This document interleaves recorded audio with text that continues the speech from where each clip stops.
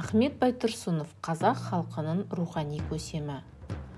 Ахмет Байтұрсынов – ақын, ұстаз, әдебиет ғалым, түркітанушы, публицист, аудармашы, қазақ жазуының реформаторы, қоғам және мемлекет қайраткері, Алаш Орда үкіметінің мүшесі.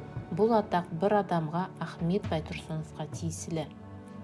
Бұл жан 20 ғасырдағы ұлт үшін күресіп, ұрпақ үшін өшпес із қалдырған бірегей тұлға Ахмет Байтұрсынұлы 1872 жылы 5 қыркүйекте қазіргі Қостанай өңірі Жангелді ауданы Сарытөбек ауылында дүниеге келген. Оның саяси күресі жолына түсуі 1905 жылдан басталды.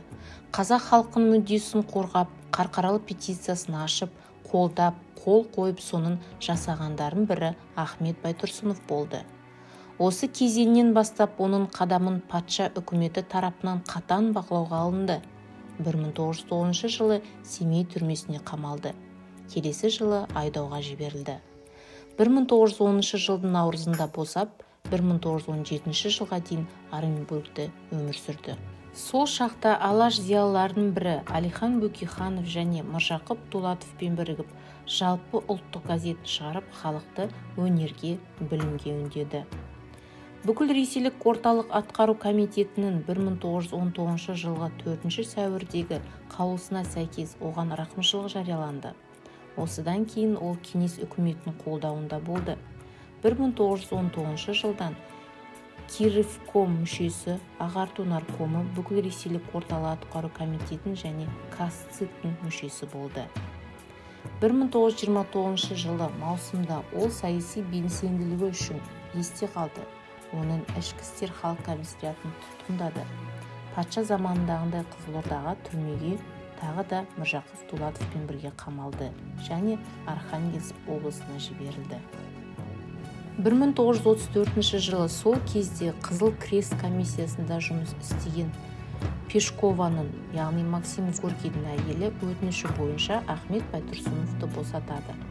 Содан кейін ол отбасымен 3 асырап алынған балаларымен Алматыға оралып, кейінірек оның үйі мұражай болады.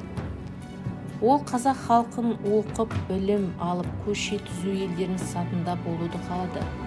Осы жолда аянбай тер төкті.